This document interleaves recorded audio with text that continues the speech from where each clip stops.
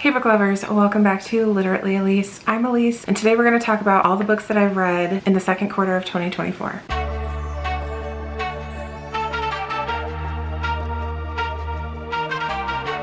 Now, I didn't intentionally wait to do a quarterly wrap-up. It just so happens that I didn't do a monthly wrap-up for April and May, and now it's time for a June wrap-up, so I figured why not do it all together as a bit of a recent reads or quarter two wrap-up. I didn't do a whole lot of reading in the second quarter of the year. April and May were pretty standard for me. Usually I read 8 to 10 books a month, and I think I read 8 books one of the months, 9 books the other month. June, however, I only read 4 books. I did DNF quite a few books, which I'm not going to talk about because last year I actually held all my DNFs and talked about them as part of my end of the year content. I really liked doing it that way, so I'm going to be doing the same thing this year without talking about any of the DNFs. These are all 21 books that I read in the months of April, May, and June. The first book I'm going to talk about was actually a reread. I didn't rate it. My original rating for it was 5 stars, and that is Part of Your World by Abby Jimenez. I reread this because I finally wanted to read Yours Truly. I enjoyed it just as much, but I don't rate my rereads. So that's that book. The other 20 books I do have listed out from my least favorite to my most favorite.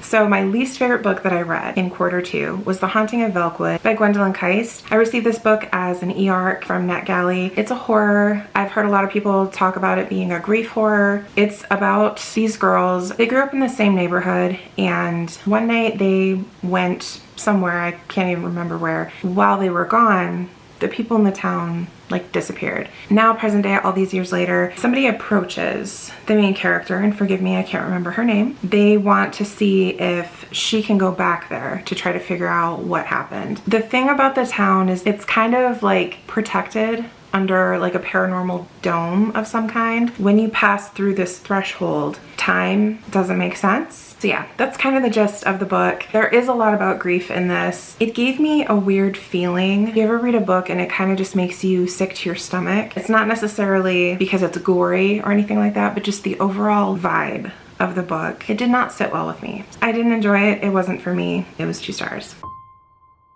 My next least favorite book was Chilling Effect by Valerie Valdez. I read this book for a vlog that I ended up scrapping. So this book is a sci-fi, I guess you could consider it YA. It takes place completely in space. The main character, she's like the captain of this ship. There's things that she has to do and quests that she has to complete, and I don't know. This one was another one that just wasn't for me. I wasn't quite following along. One thing to keep in mind with this book too is that there is a lot of Spanish incorporated into the story, which I think is great. However, I don't know Spanish, so for me, I feel like there was a lot that I was missing. To an extent, I was able to catch the gist in some instances, but definitely I feel like I was probably missing out on some portions of the book. I would say if you really like adventurous space stories with very interesting characters, this could potentially be a book that you would enjoy. Next up is The Future by Naomi Alderman. This is by the same author as The Power, and I did read that book last year. I enjoyed it. The Future, however, I mean, a 3 star is not a bad rating. I typically reserve 3 stars for books that are objectively good, and I could probably recommend to a fair bit of people, but it just wasn't for me. This was one of those books. So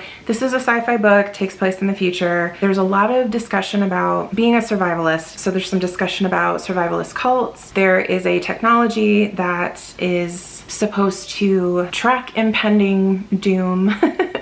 So the premise sounds really interesting, but the way that everything kind of came together and things that were revealed, it ended up not really being a story that I enjoyed, and I slogged through it. The next book is The Spite House by Johnny Compton. This is a horror book about a man. He stays at this house. There's this house that is supposedly haunted. The owner of the house is looking for people to stay there, I think. I read this a while ago. So he stays there with his 2 daughters. Throughout the story, you learn a lot about the characters and kind of what makes them tick, where they came from, how they got to where they are now. It was kind of interesting. However, at the same time, it's not the type of horror that I enjoy. I think if maybe it was done a little bit differently, I could have enjoyed it, and I do think that there were way too many character POVs. I mean, some books can pull it off, but this one didn't really, in my opinion. Next is Swiped by L.M. Chilton. So this is a mystery thriller.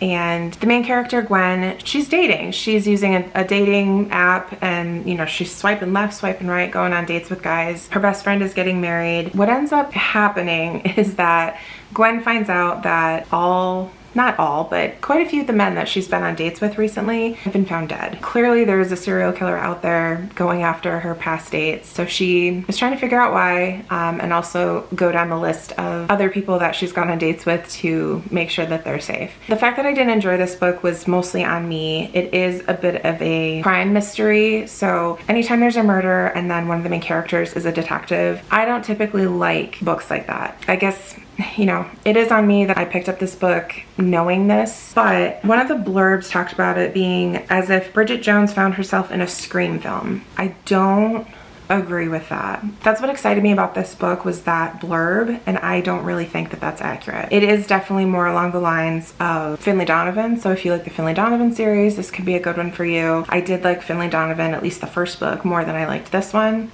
Chai break. Next up is Here We Go Again by Alison Cochran. I was really excited about this book. I've only read one other book by this author, but I did really enjoy it. This book focuses on two women who used to be best friends, but now they're not. They're both teachers, I think at the same school. When they were growing up and they were really, really close, one of their teachers was like their mentor. Now in present day, this mentor is very sick. He's dying, and kind of his last dying wish is that these two characters come together and take him on a road trip all the way to Maine. Cute premise, lots of things happen along the way. Obviously you learn more about the two main characters and kind of what happened, why they had a falling out to begin with. I did mostly enjoy this book. One thing that I really did not like is that the way that they treated their mentor. So he's very sick, he has cancer, and he's kind of getting towards the end of things, and there's a lot of health issues that him having a hospice nurse would have been extremely helpful, because these two girls are not hospice nurses. There were a couple things that happened, things that they said to their mentor that just didn't sit well with me, but overall it was a very cute story, very touching. I did tear up a little bit. Next up is The Return by Rachel Harrison. This, I think, is her debut novel. This was an interesting book. You have this group of friends, and one of the girls goes on a hike and disappears. Most people think that something happened to her and she died. A funeral is held for her, and her friends and family are able to have a little bit of closure and move on. Our main character, and who is probably her closest friend, she doesn't feel like she's gone. Everyone seems to think that she's in denial, but she's adamant. She's like, no, I would know if she were gone. One day, I think it's like 2 years to the day, she returns, but she's not quite the same. So in an attempt to kind of reconnect the friend group, they go on this excursion, and they stay at this very quirky, interesting chateau. The description of all the different rooms, because all the rooms have a different theme. So there was clearly a lot of thought put into these rooms. As the vacation goes on, it becomes more and more apparent she is not the same. Lots of things happen, and this was kind of a book that I wasn't super attached to any of the main characters. I didn't necessarily hope for it to turn out one way or the other, so I kind of liked that in the sense that I didn't know what was going to happen, and I was ready for anything. A little spooky, lots of body horror. See, so this is a 3-star that I would say for the most part I did like. I would definitely recommend it to any horror lover. The next book on this list was actually the very first book club pick for my science fiction book club, Libernauts, and that is The Marriage Act by John Mars. This is obviously a science fiction. It takes place in the not too distant future in the UK, where the government has implemented this program called Smart Marriage. They don't require people to sign up for this Smart Marriage. However, the benefits that you receive for signing up for this program make it pretty impossible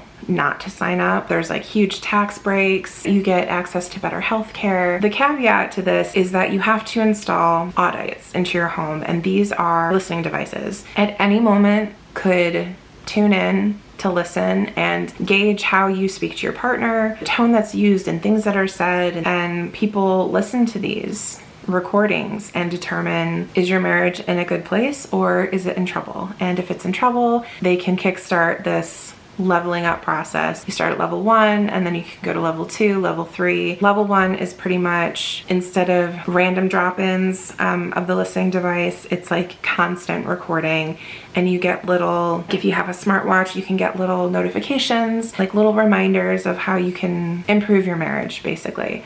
Level 2 is you actually have a relationship responder. Is that what they're called? Relationship responder? I can't remember. I think that's what they're called. Relationship responder is assigned to your case. This person's job is to help you and your partner guide through whatever issues you're having to try to improve your marriage. In many cases, these relationship responders actually move in with the couple and live with them for the duration of this. And then, of course, if you are bumped up to level 3, that's basically like, this marriage is over, you're headed for divorce, we need to figure out what's gonna happen. This was a very interesting book. For me, it was only 3 stars. Ultimately, there was a mixture of reviews in the live show. I think most people either very much disliked it and DNF'd it, or gave it like 4 stars.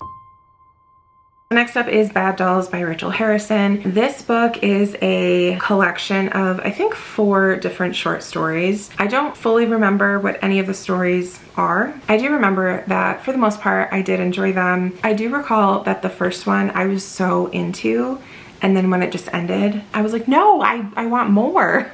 I want more information on this story and how the characters turn out. It's your typical Rachel Harrison horror writing, so if you are a fan of Rachel Harrison and you haven't read these short stories, I would definitely recommend that you do. Next is Bless Your Heart by Lindy Ryan. This book is a horror, and it's about a family of women, the Evans women, who own a funeral home, and every, I don't know, 15 years or so, these creatures known as strigoi, which are kind of like a hybrid mix between zombies and vampires, come into existence for whatever reason, and the Evans women have to fight against them. This was a fun time. If you like Grady Hendrix, I do think that you would enjoy this. Interestingly, I'm not a huge fan of Grady Hendrix, but I definitely see the similarities. This was a fun time. It is part of a series. There should hopefully be more books to come with the Evans women. But yeah, it was a fun, campy time, and if you're into a horror that's not super serious, this would be a good choice for you. The next book in my 4-star category is 5 Broken Blades by May Corland. This book is a fantasy about a group of people who come together. They have a similar goal in common, and that is to kill the king of one of these kingdoms.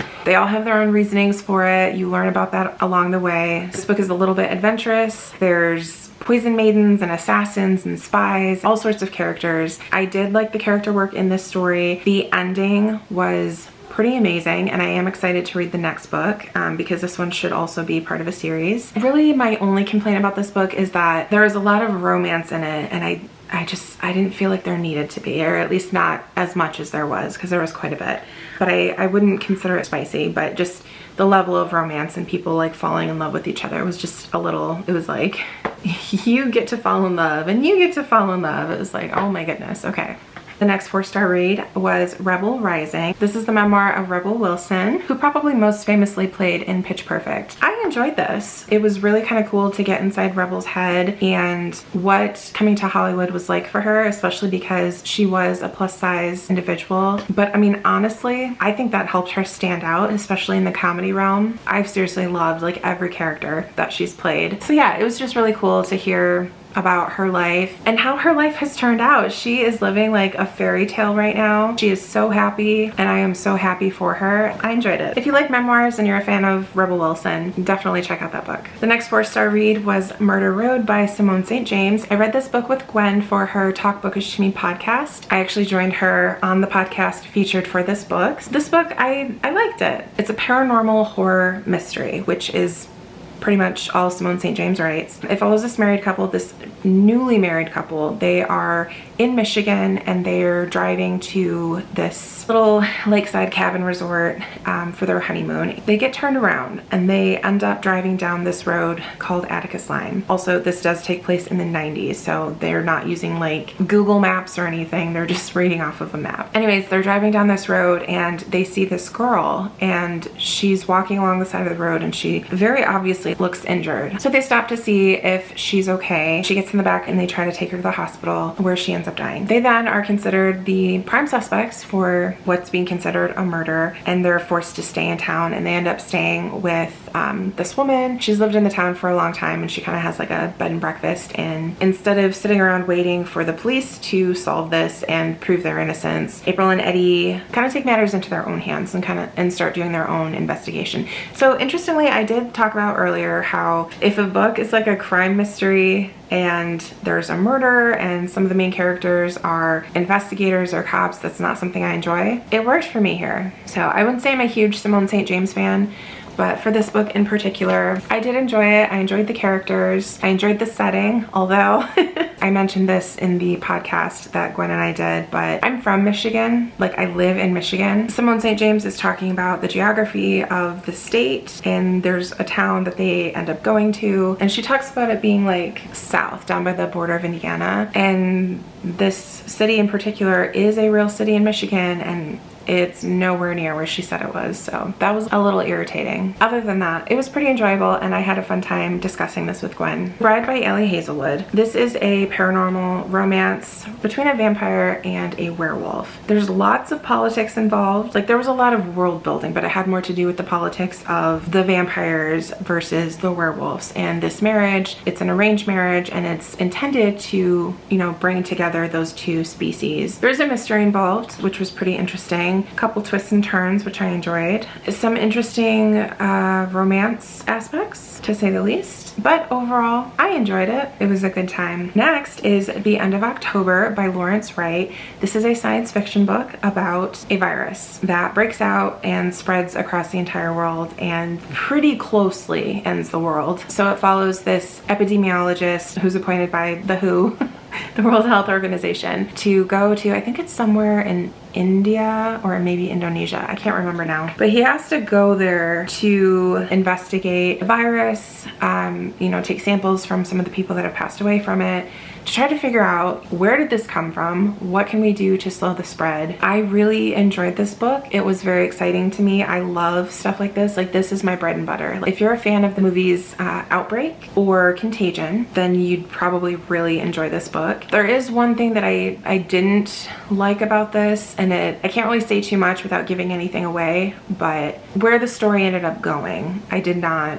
enjoy. It's like, it was, I don't know, because I don't want to give it away. This is not a super popular book. I haven't seen many people read it, but it was a book of the month choice back in, like, what, 2018? Oh, 2020.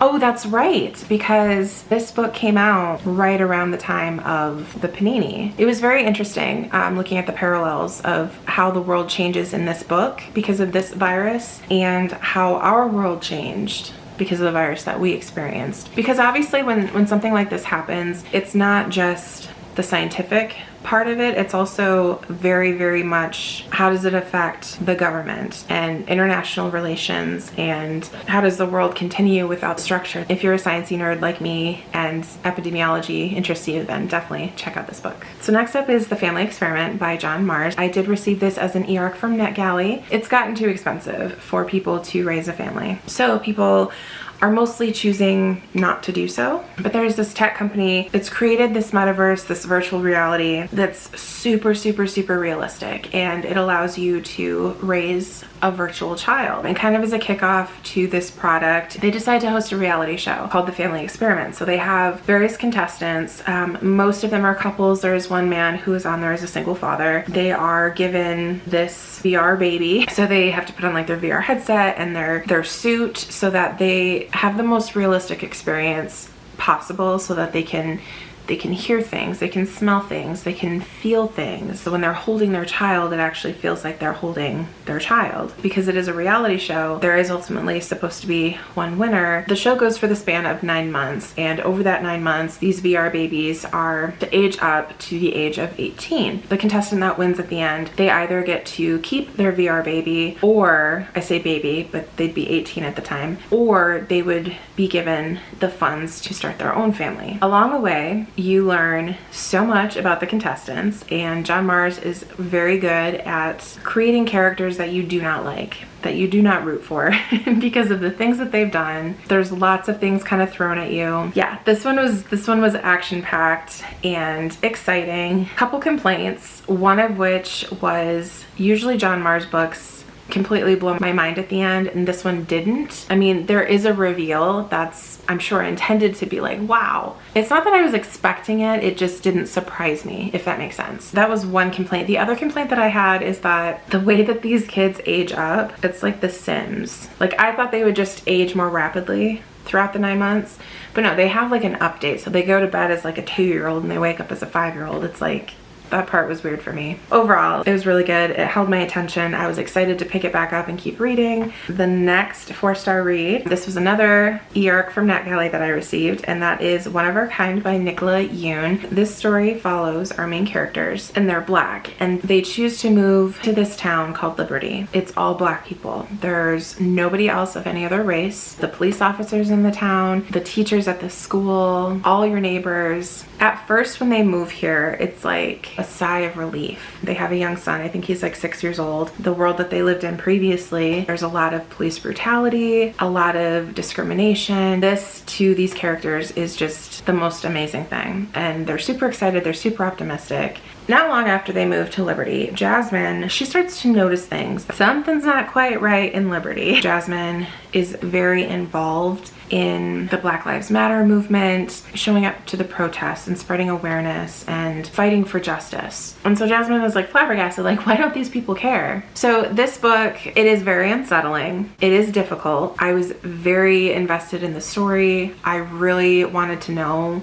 what was going on. The ending is kind of bonkers, but if you look on Goodreads, or at least back when I submitted my review, there are a lot of reviews from BIPOC readers who have very negative thoughts about this book. If you haven't read this and you want to, I think as long as you go into this with a certain level of awareness, you know that the topic is very sensitive, and I do think it would be a good idea to read the reviews from the BIPOC readers that have expressed their feelings about the book. My last 4-star book in this list is Funny Story by Emily Henry. Most Emily Henry books are 4 stars for me, so this was no surprise. This book follows Daphne and Miles in northern Michigan, which is where I'm at. Their significant others leave them for each other. Daphne is left homeless, and Miles is like, hey, my roommate just moved out because she's dating your man. So come live with me. They kind of become friends and lean on each other a little bit. Obviously, they're both heartbroken about what's happened to them. But I don't know, along the way, they just, I don't know how to explain this book. It was just good. We're finally to my 5-star reads of Q2, and there are only 2 of them. The first was The Clinic by Kate Quinn. This is a thriller about a woman who kind of goes undercover in a rehab facility where her sister was previously a patient and died, because she wants to figure out what happened. Why did my sister die? What the heck is going on here? This was majorly surprising to me. I did not expect to love this book as much as I did. I enjoyed the heck out of it. I thought the characters were great. There's a bit of a found family feel to it. The ending just, it blew me away. Typically, I don't like books that are a little heavy on the drugs and alcohol, which this book is, but I mean, it takes place at a very atmospheric cliffside rehab facility, so I mean, kind of comes with the territory. This was a top-notch thriller, if you ask me. And my absolute favorite book of Q2, Yours Truly by Abby Jimenez. Like I said earlier, I did reread Part of Your World so that I could read this. There are characters from Part of Your World that make appearances in this book, so it was kind of nice to refresh my mind a little bit on their story. This book was literal perfection. Jacob, was I attracted to him? No. Was he like the most perfect specimen of a man? Yes. I loved this story. I loved it so much. I loved Bree. I have chills right now talking to you about this book and just remembering. Interestingly, I did a fan cast of this book just for the 2 main characters. Well, and for the 2 main characters in Part of Your World that make appearances in this book, but my fan cast for Jacob makes 0 sense and looks nothing like what he's described as looking like. So I'm not gonna tell you who I picked because it's super random, but it worked for me. Bree's a doctor, and Jacob he's also a doctor. I can't remember if he gets transferred to this hospital, but he's new to the area or something, and he comes off very like standoffish. People automatically assume that he's just a big jerk, and so Bree of course assumes he's a big jerk, and they don't hit it off very well at first, like at all, but Jacob does a very good job of showing who he truly is to Bree, and it was, oh, I loved it. This is this is a perfect romance. I'm convinced that she's my favorite romance author, which I will hopefully be able to put to the test this month by reading just for the summer. We shall see. Thank you so much for watching. Thank you so much for being here. Please remember to like and subscribe, and until next time, bye.